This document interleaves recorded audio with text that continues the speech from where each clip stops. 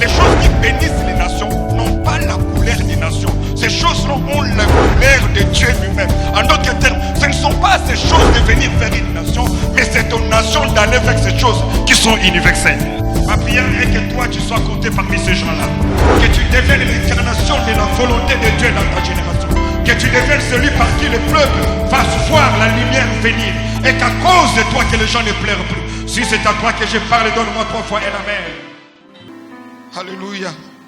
Ça doit être la priorité des priorités. La Bible dit dans Galates chapitre 4, verset 1er, aussi longtemps qu'un héritier. Et verset 2, aussi longtemps qu'un héritier est encore enfant. Oh, j'aime ce que Paul dit.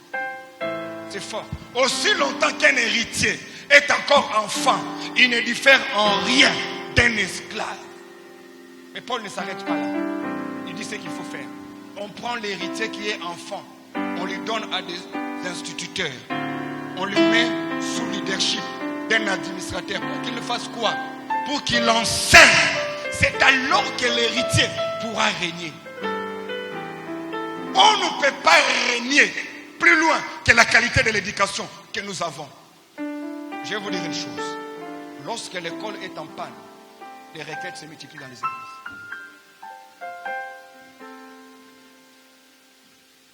Lorsque la qualité de l'enseignement baisse, les requêtes se multiplient. Vous entendez des requêtes qu'on peut entendre que dans un pays où l'école ne fonctionne plus. On appellera démon même ce qui n'est pas démoniaque.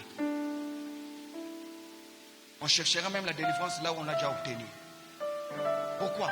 Parce que lorsque le niveau scolaire baisse, le niveau de la superstition augmente. L'école, Paul dit, on donnera l'héritier entre les mains d'un instructeur pour qu'il le forme. Il est héritier, mais il ne peut pas hériter. Pas parce qu'il a grandi. Non, il n'héritera pas parce qu'il a grandi. Il héritera parce qu'il a été instruit. Parce qu'il a été instruit. Dieu ne laissera pas quelqu'un qui n'a pas été équipé régner sur certaines choses. Je suis dans la Bible. Je disais que je suis dans la Bible. Je suis dans la Bible. Comme ça que le roi Nabuchodonosor a compris cela lorsqu'il envoie ses émissaires à Jérusalem. Il dit, amenez-moi des jeunes gens. Il dit, allez à Jérusalem, amenez-moi des jeunes gens. Mais rassurez-vous qu'ils soient instruits, capables de lire et d'écrire. Amenez-moi les jeunes gens. Rassurez-vous qu'ils soient capables de lire et d'écrire. Pourquoi il ne demande pas seulement qu'on amène les ustensiles du temple? Non, pas seulement les ustensiles du temple, mais amenez-moi aussi les jeunes gens instruits. Parce qu'il a compris que ce qui faisait la force d'Israël, c'était deux choses: son sacerdoce et la qualité de sa jeunesse. Il a compris que ce qui fait la force de cette nation, c'est sa vie de prière, mais aussi la qualité de son école. Alléluia. Alléluia. Alléluia. Et l'école dont il est question ici, frères et sœurs, n'est pas seulement l'école qui équipe la tête, mais c'est aussi l'école qui équipe le cœur. Comme pour dire, le cœur doit être, notre école doit être l'école du cœur. Le cœur du corps. Le cœur de l'école. Une école qui ne forme pas seulement les savants, mais une école qui forme des bons hommes. Qui leur donne le savoir-être d'abord, avant le savoir-faire. C'est comme ça dans les grandes nations. D'abord, le savoir-être. Deuxièmement, savoir-vivre en communauté. Troisièmement, savoir-faire. Les compétences viennent après les caractères. Savoir-être, savoir-vivre, savoir-faire. Et savoir, faire savoir. Partager ce savoir. Si notre école peut atteindre cette dimension, bien-aimés frères et sœurs, il y a des prières qu'on ne fera plus. On ne priera plus contre les démons de délestage. On ne priera plus contre les démons d'embouteillage. On ne priera plus pour manger 3 fois. Parce que nous avons compris ces choses.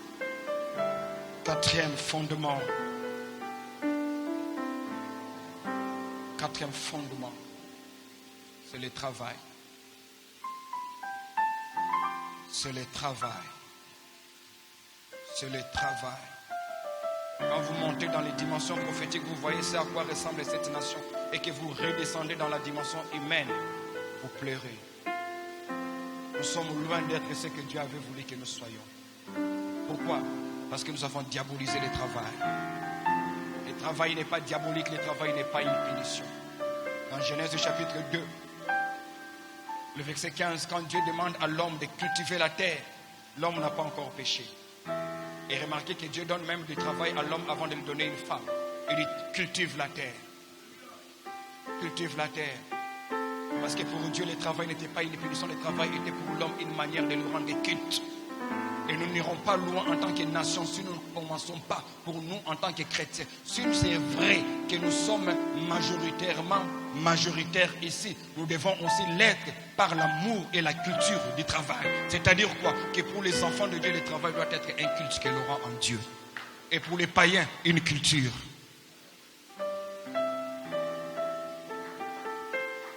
Ce n'est pas par la prière qu'on fait développer une nation. On peut prier du matin au soir. Mais le problème c'est quoi? Des fois nous prions pour ressembler aux nations qui sont déjà avancées. Mais pour que ces nations soient avancées, ils ont juste appris à travailler. Alléluia. Alléluia. Ils ont commencé à travailler. Dieu dit à Israël que je vous conduirai vers un pays où coule le lait et le miel. J'aime ça. Un pays où coule le lait et le miel. Dans le désert, il leur donne la manne. Mais par rapport au pays où il les conduit, il dit que je vous donnerai un pays où coule le lait et le miel. Vous êtes tous grands ici, adultes. Vous savez qu'il n'y a pas un arbre qui peut couler le lait. Pour que vous ayez du lait, vous devez avoir des vaches. Pour que les vaches vous donnent du lait, vous devez avoir des terres vertes, des pâturages verts. Et pour avoir ces pâturages verts, vous devez avoir la capacité d'amener ces vaches-là, de les nourrir de temps en temps. Et les vaches, excusez-moi, ne pissent pas les laits. Les vaches ne pissent pas les laits. C'est-à-dire qu'il faut une technicité pour traire les laits. Ce que Dieu n'avait pas dit au peuple, c'est que je vous conduirai dans un pays où vous devez travailler pour avoir les laits. Vous devez travailler pour avoir les laits. Et quand vous aurez les laits en travaillant, je vous donnerai aussi du miel. Et ce que Dieu n'a pas dit au peuple, c'est que le miel, avant de l'avoir, il faut affronter les abeilles. Si vous avez peur des abeilles, vous n'aurez pas le miel. Donc je vous conduis dans un pays où si vous ne savez pas travailler, vous ne mangerez pas. C'est comme ça que Paul dit aux Thessaloniciens, chapitre 3, il dit que celui qui ne travaille pas, ne mange pas non plus. On ne dort pas affamé parce que tu es fâché. Parce que même le plus sorcier a droit à la nourriture. Mais quand les enfants de Dieu manquent de quoi manger, ils ne manquent pas la nourriture parce qu'ils ont péché. Ils manquent la nourriture parce qu'ils n'ont pas travaillé. Travailler, frère. Travailler. Nous devons travailler 3 fois pour atteindre le niveau des autres. Ça m'étonne que les samedis on ferme les magasins à 14h. Sur base de quoi? On arrive au bureau à 9h30 et à 14h on quitte le bureau parce qu'on a intercession. Sur base de quel verset de la Bible? L'heure arrive, je le sens dans mon cœur, où nos cultes ne vont plus commencer à 16h. Nos cultes commenceront à 19h, le temps que tout le monde rentre du travail.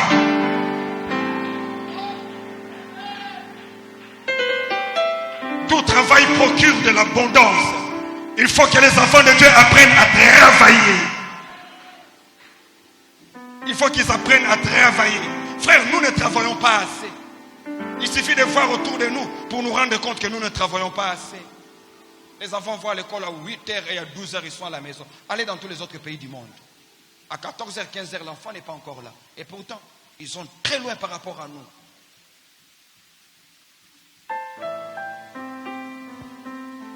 Tout travail procure de l'abondance. Dieu dit, Proverbe chapitre 6, verset 6, il dit, paresseux, va vers la fourmi. Va vers la fourmi et observe. Et elle n'a ni chef, ni inspecteur, ni administrateur. Mais pendant l'été, elle amasse sa nourriture. Vous savez pourquoi la fourmi n'a ni inspecteur, ni administrateur? Parce que le travail pour la fourmi n'est pas une punition, c'est une culture. Même les enfants de Dieu, allez le trouver au bureau en l'absence du chef.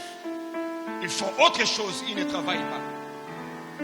Une autre injustice que nous aussi, enfants de Dieu, commettons, c'est que nous prenons le salaire des gens sans avoir accompli pour eux c'est pourquoi ils nous avaient engagés. Ça aussi c'est une forme de péché. Les gens cherchent du travail pour avoir de quoi payer le loyer. On ne cherche pas du travail pour avoir l'argent. En fait, on donne service à celui qui en a besoin et lui en retour, il te donne le salaire. On doit travailler. Même dans les ministères, il faut travailler. Oh, je suis à temps plein dans les ministères, mais tu vas tous les jours à l'église le mercredi et le vendredi, tu n'arrives qu'à 18h. Ça, ce n'est pas les temps pleins. Les jours où même nous, les pasteurs, allons commencer à consacrer par jour 6 heures de travail pastoral, comme ceux qui vont dans des bureaux le font, la qualité de nos églises changera. Il y a des révélations que Dieu ne vous donne pas dans votre chambre quand vous êtes avec nous. Il y a des révélations qui ne viennent qu'au bureau quand vous êtes en train de lire et d'écrire. On doit travailler. On doit travailler. On doit travailler. Tout ce que Dieu nous donne peut grandir. Même le talent peut grandir. Pourquoi Cristiano Ronaldo peut se mesurer à Messi pendant plus de 10 ans aujourd'hui? Les deux jeunes gens ont bipolarisé le monde du football. L'un est très talentueux, Messi est un talentueux. Mais qu'est-ce qui fait que Cristiano, moins talentueux que Messi, peut l'égaler? Parce que Cristiano est conscient qu'il n'a pas le niveau des autres, mais il travaille plus que les autres pour avoir plus que les autres. Il arrive le premier à l'entraînement, il sort le dernier. Il fait des coups de poing sous l'eau. Vous imaginez quelqu'un qui tire les ballons sous l'eau. Un ballon qui pèse 15 kilos.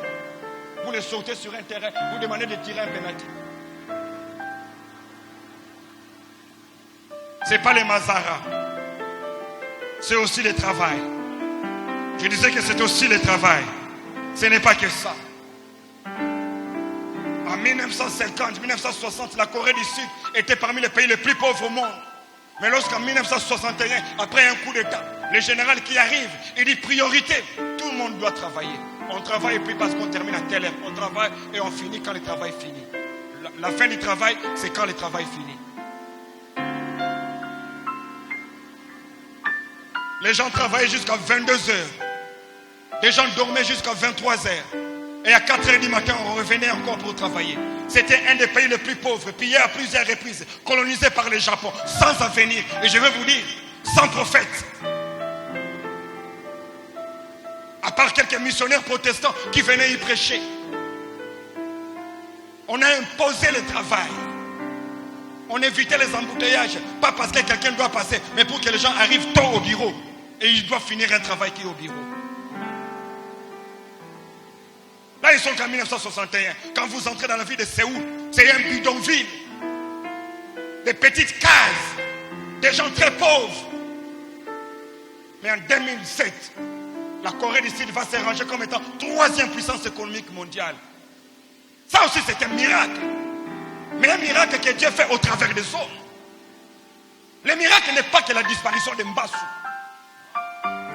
Le miracle, c'est aussi lorsqu'en 2028, la Belgique va demander l'argent au Congo. Ça aussi, ça serait un miracle. Je dis que ça aussi, ça serait un miracle.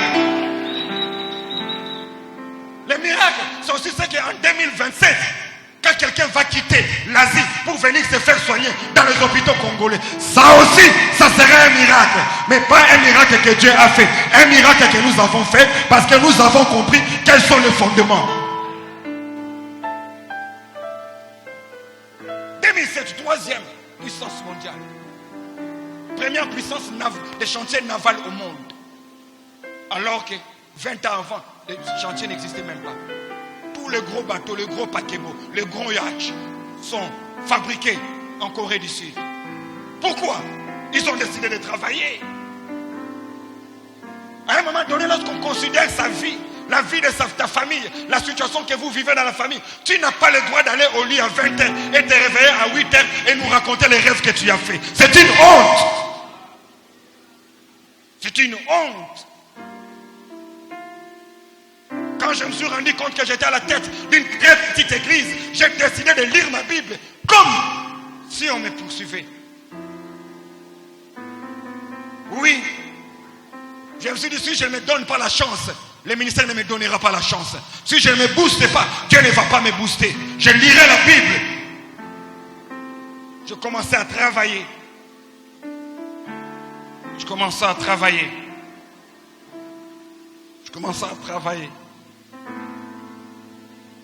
Il y a un auteur que j'aime beaucoup, Edward Gibbons. Il a écrit sur la chute et le déclin et la chute de l'Empire romain. Il dit que l'une des causes qui a fait que l'Empire romain se pulvérise, soit détruit, c'est parce que les politiciens romains avaient trouvé un autre moyen d'avoir de l'argent. Pas par le travail, mais par les taxes. Et c'est une des raisons fondamentales qui a fait que le grand empire romain s'écroule. Pourquoi? Avoir l'argent sans travailler. Regardez dans la ville de Kinshasa, les Chinois sont les derniers à fermer leurs boutiques. Mais les chrétiens ferment à 14 heures parce qu'ils vont à l'intercession. Et après l'intercession, il ne peut même pas venir parce qu'il s'est dit qu'il est travaillé. Il va sur son lit. Mais les Chinois, il est là. Il dort dans la boutique. Parce qu'il sait que personne ne lui donnera la chance. Frères et sœurs, à un moment donné, il faut s'arrêter et comprendre que nous devons travailler. Je disais que nous devons travailler. Il n'y a que les enfants de Dieu, tu lui donnes un livre d'à peine 200 pages. Il fait avec 2 mois. Chômeur qu'il est, mais il n'a pas fini la lecture. Mais il demande à Dieu de lui donner un grand ministère. La grandeur n'est pas seulement quelque chose que Dieu vous réserve, c'est aussi une ambition. Il n'y a que dans le ministère, vous trouvez des pasteurs. Il a fait 15 ans dans le ministère, mais il n'a pas lu la Bible 3 fois. 3 fois, il n'a pas lu. Oui, il n'a pas lu la Bible 3 fois. Et en une année, quand il lit beaucoup de livres, ça fait 4 livres. Et on demande à Dieu, envoie-nous des gens. Il y a des gens qui ne viennent pas parce qu'on a l'onction. Ils viennent parce que notre manière de leur parler. Alléluia. Donne-moi un amen. Donne-moi un amen. Lorsque Max Weber arrive aux États-Unis en 1904, il quitte la Grande-Bretagne, il va aux États-Unis pour prendre part au Congrès des arts et des sciences. Il arrive dans la ville de Saint-Louis en Missouri. Lui qui venait de l'Europe. Après avoir vécu le mouvement que le protestantisme a généré en Europe, il arrive aux États-Unis, il a été étonné. Qu'est-ce qu'il a d'abord étonné? Les lumières. Il ne savait pas que déjà en ce siècle-là, en 1904, on pouvait être autant éclairé. Alors du coup, il devient curieux. Qu'est-ce qui fait que l'Amérique soit autant éclairée? C'est en marchant dans les avenues qu'il a constaté quelque chose qu'il n'a pas constaté en Europe. Les églises. Alors il va se renseigner, il va comprendre que le développement et l'industrialisation de cette nation était quelque part conséquente à l'implantation de ces églises. Et il se pose directement la question, qu'est-ce qui fait que les mêmes églises n'ont pas généré le même résultat ailleurs? Il nous fera comprendre. Et le problème n'est pas la Bible, la qualité de ce qu'il la prêche.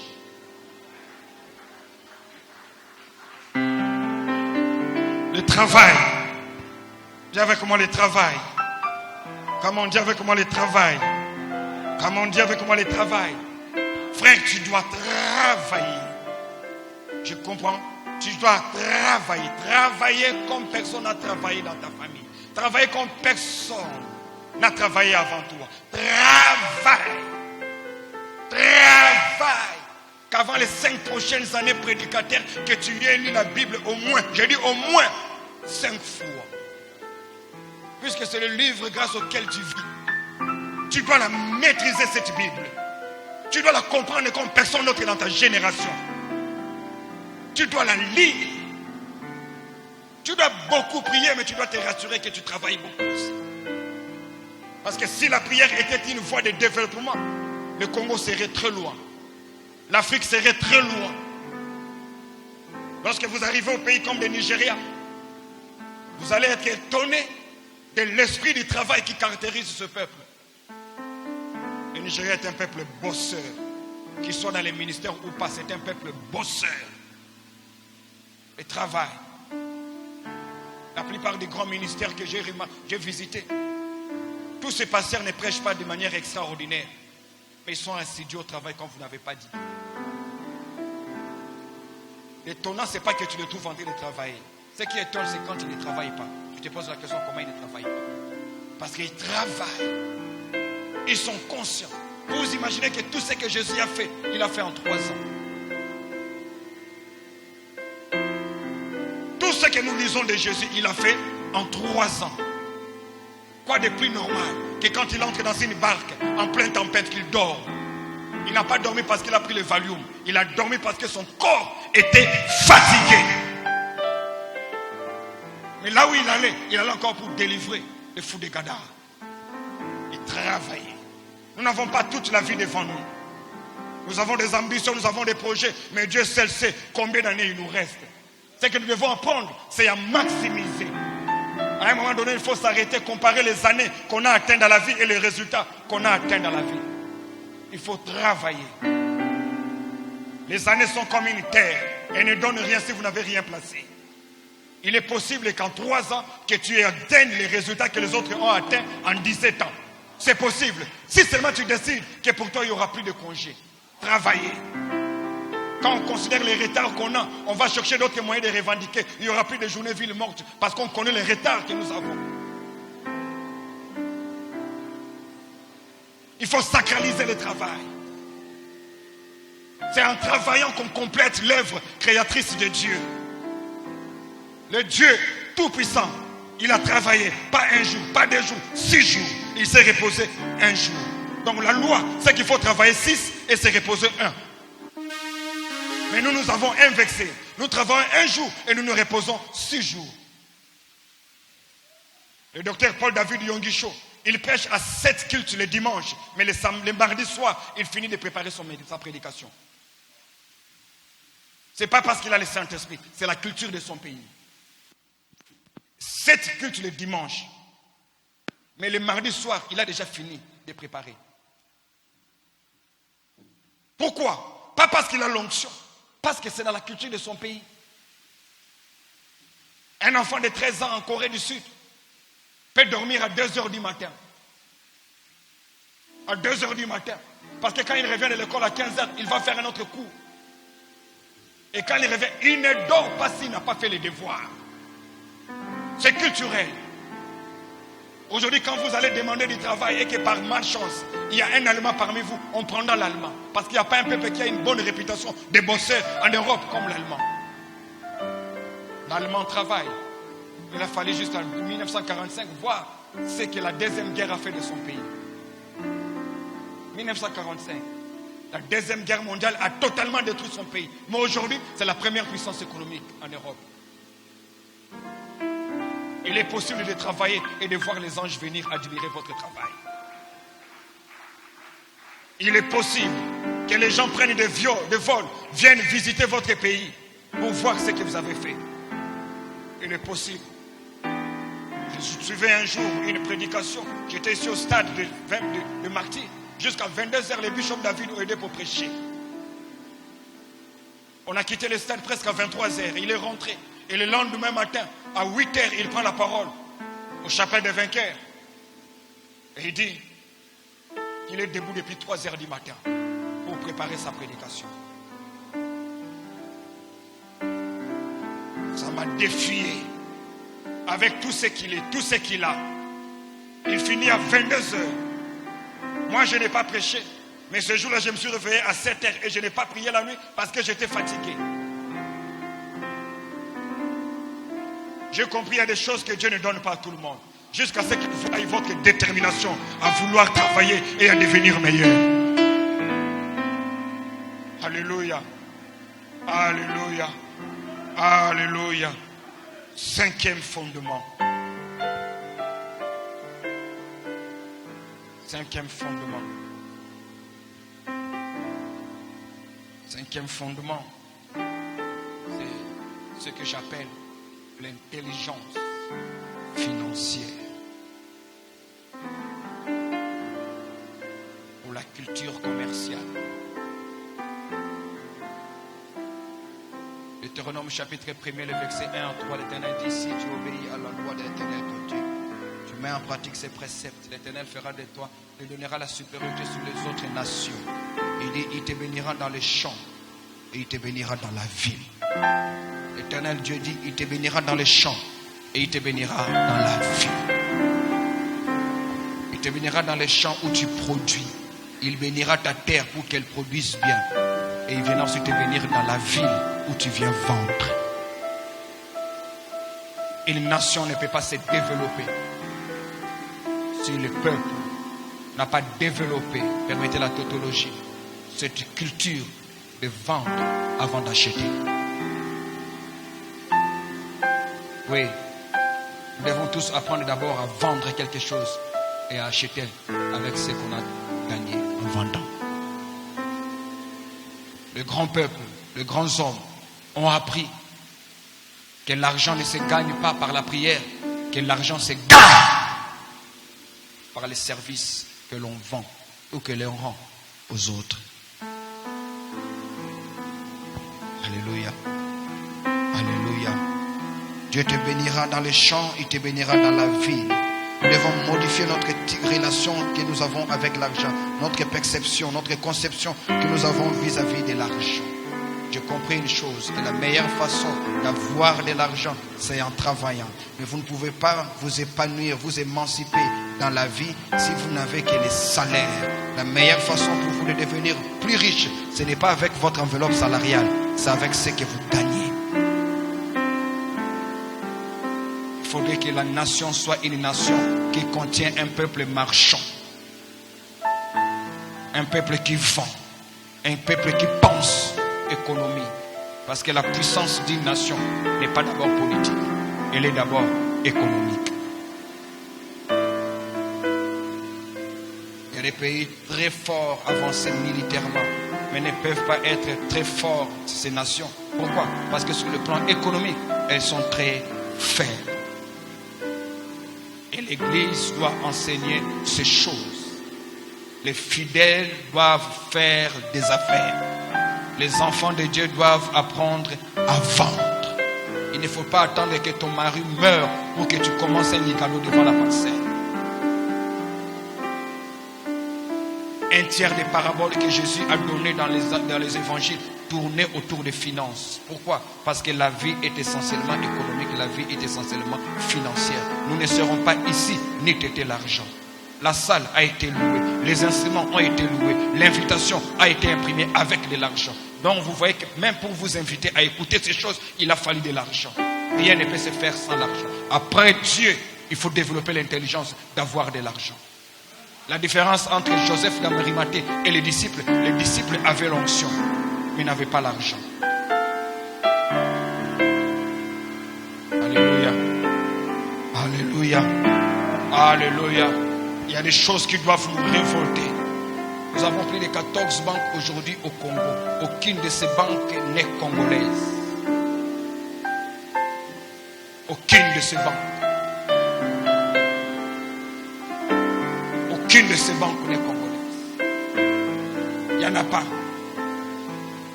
Toutes ces banques sont étrangères. Et quand je dis étrangères, je ne parle pas de l'Amérique, je ne parle pas de l'Allemagne, moins encore de la France. Les Nigérians ont 2 banques ici. Les Camerounais ont une banque ici. Les Maliens ont une banque ici. Même les petits Gabons ont une banque ici. Nous n'avons qu'une banque. Nous prions beaucoup et nous disons que nous sommes forts. Bien-aimés, l'onction ne vient pas pour nous aliéner. Parce que quand vous lisez attentivement la Bible, dans Lévitique chapitre 19, la Bible dit que quand vous allez moissonner, vous ne moissonnerez pas dans tous les champs. Vous laisserez un coin. Pour qui? Pour l'indigent et l'étranger. Parce que bibliquement parlant, l'étranger doit dépendre de l'autochtone.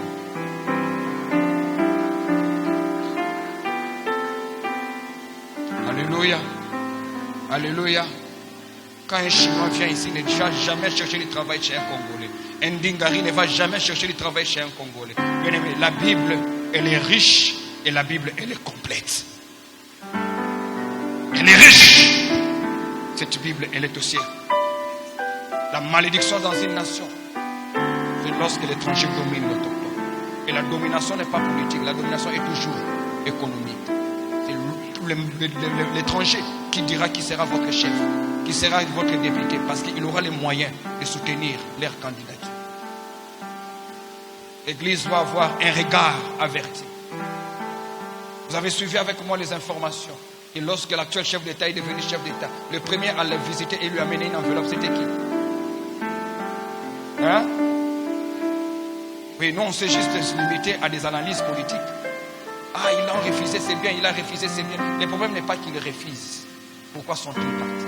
Pourquoi se sont allés les premiers? Parce qu'ils savent, ils détiennent dans leur main ce que vous n'avez.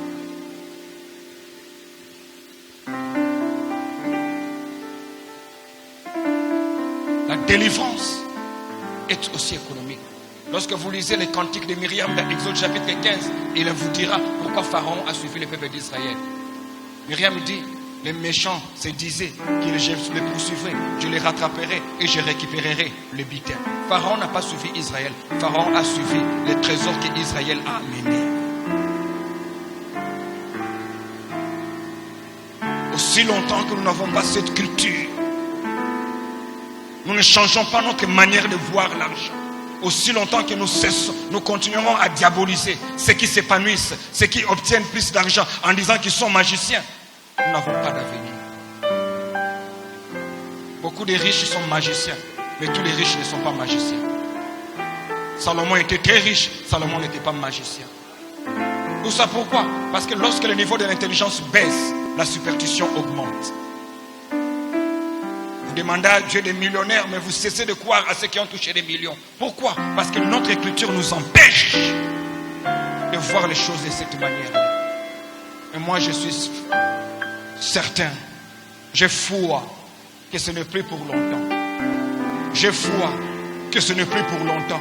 Il y aura des banques qui appartiendront à des individus. Et ces individus, on ne les trouvera pas dans des banques, on les trouvera dans l'église du Seigneur. Si tu me donnes un amen, l'Éternel nous exaucera. Si tu me donnes un amen, l'Éternel nous exaucera. J'ai fini. En fait, vous imaginez, pas une seule banque. Même les Mali. Les Camerounais ont une banque ici. Les Nigériens ont une banque ici. Pourquoi nous n'avons pas de banque? Ce n'est pas Dieu. Ce n'est pas non plus le diable. Il ne faut pas faire croire que le diable est plus sérieux au Congo et il dort en Europe. Le diable est le même partout. Alléluia. Quelqu'un dit Amen. Quelqu'un dit Amen. Il faudrait comprendre que ce que Dieu attend de nous, c'est que nous devenions aussi puissamment riches, économiquement et financièrement. Vous ne pouvez pas vous imaginer organiser une telle activité. Si on n'est pas prudent, on risque de passer plus du temps dans le stress que dans la prière. Pourquoi? Parce qu'il faut de l'argent. Mais je crois qu'il arrivera un jour où quelqu'un se posera seulement la question, pasteur, combien il vous faut?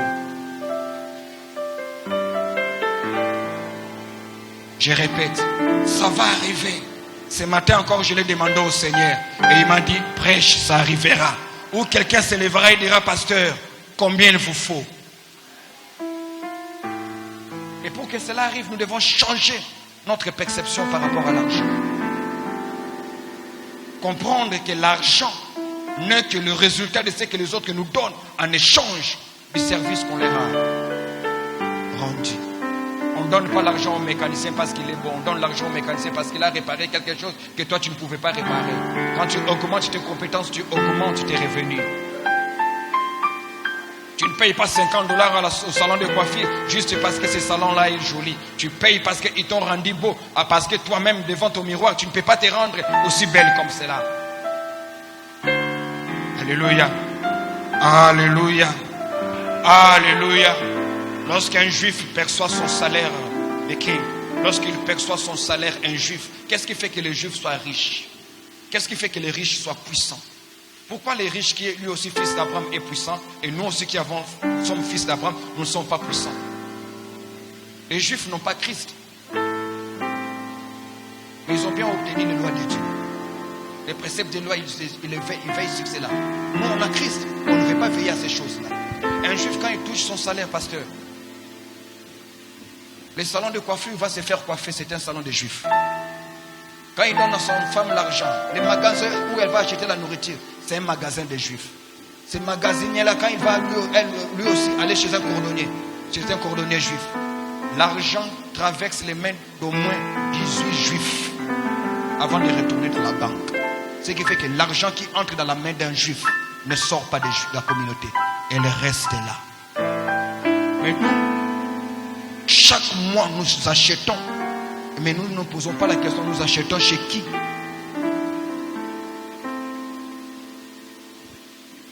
Nous achetons chez qui? Pour un Congolais, acheter ces jeunes étrangers, c'est la fierté. Je vais vous scandaliser, pardonnez-moi. Il n'y a pas longtemps, nous avions des supermarchés congolais ici. À l'heure où je vous parle, elles se ferment, ces supermarchés, les uns après les autres. Et bizarrement, la plupart de ces supermarchés étaient tenus par des enfants de Dieu. Ils ferment les uns après les autres. Pourquoi? Parce qu'ils ne peuvent pas tenir face à la concurrence. Alléluia. Alléluia. Si les Nigérians décident de ne plus ouvrir leur magasin sur Opala, sur Sayo, sur Kimpwanza, la plupart de nos voitures ne vont plus rouler. Pourquoi? Parce qu'ils ont les monopoles des marchés. Quand vous allez à New York, tous les hôtels à 3 étoiles appartiennent aux Indiens. Quand vous allez chez vous en Afrique du Sud, vous allez vous rendre compte que la plupart des magasins dans le downtown, ce sont les Érythréens, les Éthiopiens. Pas un seul produit au monde. Je dis bien au monde, avec les 12 millions de Congolais qu'on a à l'étranger. Il n'y a pas un seul pays au monde où les Congolais prennent le monopole d'un produit. Il n'y en a pas. Je dis, il n'y en a pas. Citez-moi une seule ville au monde où vous allez, pour que les autres habitants de cette ville-là puissent s'en approvisionner, ils doivent aller chez les Congolais. Il n'y en a pas. Pourquoi? Parce que le Congolais n'est pas vendeur. Et quand on n'est pas vendeur, on ne peut pas être une nation forte. Il n'y en a pas. Aujourd'hui, quand vous allez en Belgique, au quartier Matongé, vous serez étonné qui vous vend les Minjo, qui vous vend les Mayego, qui vous vend les Kikalakasa. C'est un Indien qui vous vend les Mungusu. Et le Congolais, lui, il s'en fout. L'essentiel pour lui, c'est d'être bien habillé. L'essentiel pour lui, c'est de dire Boya Robeta Wate.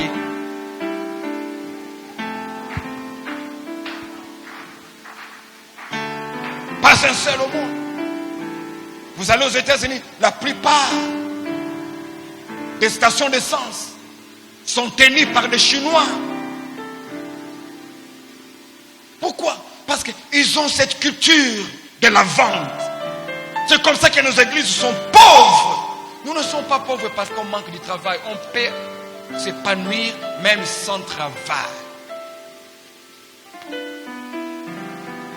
C'est le seul pays au monde où dans un pays où il n'y a pas d'emploi, quelqu'un peut dépenser $1,200 pour fêter la collation des grades académiques. Et comme si ça ne suffisait pas, la collation maintenant c'est jusqu'à la maternelle. On sort de l'argent, on prend des uniformes pour fêter quoi? La fin de la maternelle.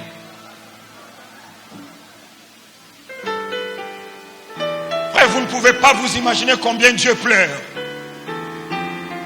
Vous ne pouvez pas vous imaginer combien Dieu est en train de pleurer. Je ne vais jamais à une fête de collation des grades. Jamais. Jamais. À l'église, on le sait. Ils n'en témoignent même presque pas. Parce que je leur dis, si vos parents sont encore en vie et qu'ils ont les moyens, ne venez pas avec un diplôme de licence. Dans 7 ans, le diplôme de licence n'aura plus de valeur. Continuez votre 3e cycle. Pourquoi vous ne voulez pas être la première fille professeure d'université dans votre famille? On aime bien demander. Il n'y a personne qui se sent honoré en demandant. Mais on se sent béni quand on vend. Alléluia. Oh, alléluia. Alléluia. C'est pas pour rien que Jésus dans ses paraboles, il revenait. Pourquoi? Parce que lui-même a grandi dans une maison d'un homme qui faisait des affaires. Il a grandi avec l'argent des affaires. Dans Marc, quand on parle de lui, les gens de Nazareth ne disent pas, n'est-ce pas lui? On dit, n'est-ce pas lui le charpentier? Pour là où Jésus a grandi, l'image qu'on avait de lui n'était pas l'image du prédicateur, l'image du charpentier. Et lui-même, quand il s'arrange pour recruter les disciples, il ne va pas recruter les disciples n'importe où. Il va recruter les disciples dans leur domaine de travail, là où ils travaillent, dans leurs endroits de travail. Pourquoi? Parce qu'il savait, dans la vie, quand quelqu'un sait travailler, faire les affaires, son approche de la vie change. Il vise les bénéfices. Ah oui, il vise les bénéfices. Il vise les bénéfices. Dans tout ce qu'il fait, il se pose la question, que gagnerais-je? Qu'est-ce que je suis en train de perdre? Quand il donne la parabole du Samaritain, nous parlons du bon Samaritain, je finis par là. Nous aimons souvent dire, ah, il avait un bon cœur, il avait un bon cœur. Mais il y a des détails que nous ne voyons pas dans la Bible. Cet homme est arrivé là, à Jéricho, les bandits l'ont tabassé. Ils l'ont dépouillé. La Bible dit, premièrement, un sacrificateur est passé. Il n'a pas regardé. Deuxièmement, un pharisien est passé. Il n'a pas regardé. Troisièmement, un samaritain est descendu. La Bible dit, il a fait monter sur sa monture. La différence entre les pharisiens, les samaritains et les deux premiers, c'est que les samaritains avaient une monture et n'en avaient pas. Vous allez vous arrêter à pied. Vous êtes à pied. Vous-même, vous êtes à pied. Et quand il les prend, il ne prie pas pour lui.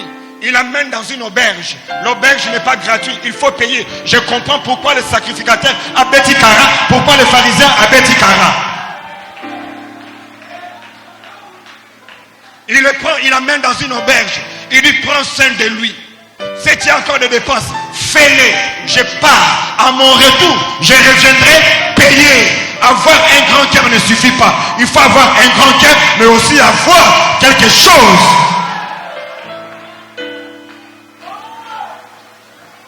Les bons samaritains n'étaient pas pauvres, il était riche.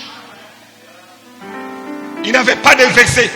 Les sacrificateurs avaient l'onction, mais ils ne pouvaient pas le faire. La culture de la vente. Frère, vous devez vendre quelque chose. Vous devez vous associer à 3 ou à 4. Commencez à vendre quelque chose.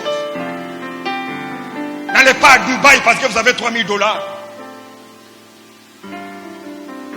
Parce que vous mettez les billets, vous mettez les séjours. Qu'est-ce que vous allez ramener? Rien. Soyez humble. Trouvez quelqu'un qui y va déjà. Donnez-lui votre argent. Plus $200. Il vous épargne les billets, il vous épargne les séjours. Il le fait 3-4 fois. C'est comme ça que les Branhamis se réussissent. Que 2019 soit la dernière année où la pauvreté sera caractéristique à ta vie. Je dis que 2019 c'est la dernière année où on te trouvera pauvre. Il n'y a pas de gloire dans la pauvreté. Il n'y a pas d'honneur dans la pauvreté. Il n'y a pas d'honneur dans la pauvreté. La sagesse des pauvres est méprisée. Que Dieu vous bénisse.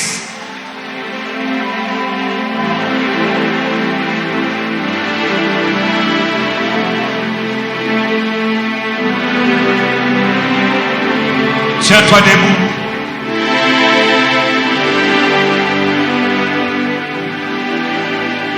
Tiens-toi debout. Tiens-toi debout. Tu ne seras plus jamais compté parmi les pauvres. Je dis, tu ne seras plus jamais compté parmi les pauvres. Tu donneras $100 000 à l'église, ça ne te dira rien.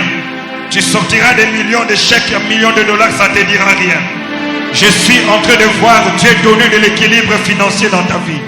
Je suis en train de voir Dieu donner de la sagesse pour les finances dans ta vie. Tu vas gérer les finances différemment. Dieu va te donner une discipline financière. Lève tes deux mains.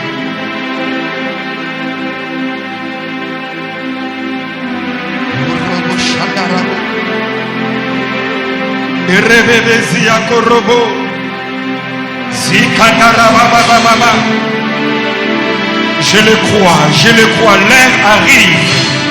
Un temps arrive, pasteur, un temps arrive. Vous ne serez plus dans la honte. Les fidèles se battront pour vous donner parce qu'ils vous verront dans l'abondance. Commence à bénir le Seigneur. Plus jamais dans la honte. Plus jamais tu iras manger chez les païens.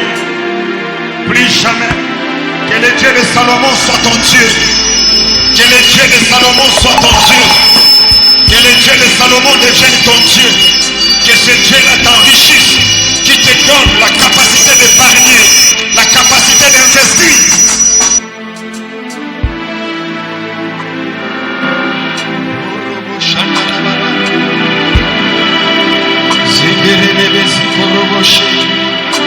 Écoutez-moi.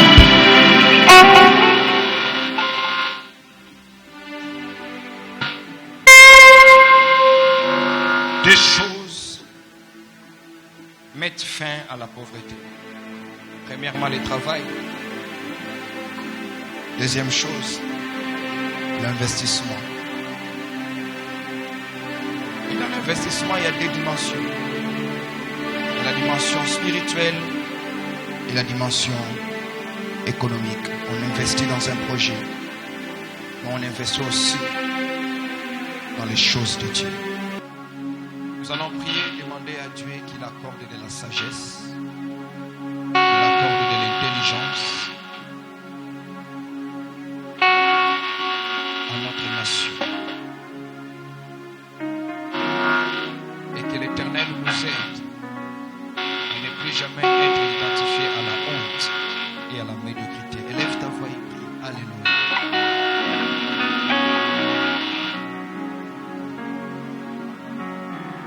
À en discuter avec les autres jusqu'à ce qu'elles soient vulgarisées.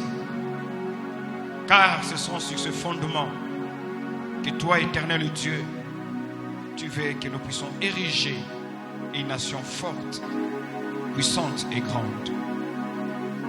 Merci pour tes serviteurs qui sont présents. Merci pour l'église Cité Rama qui nous a reçus dans ces cadres spéciaux. Daigne bénir, ô Dieu, ceux qui se sont impliqués dans l'organisation, qui ont brillamment travaillé pour que cette soirée se tienne et dans de très bonnes conditions. Les serviteurs nous ont honorés. Nous ne pouvons que te dire merci. Et honore-les aussi. Au nom de Jésus. Nous t'avons ainsi prié. Amen.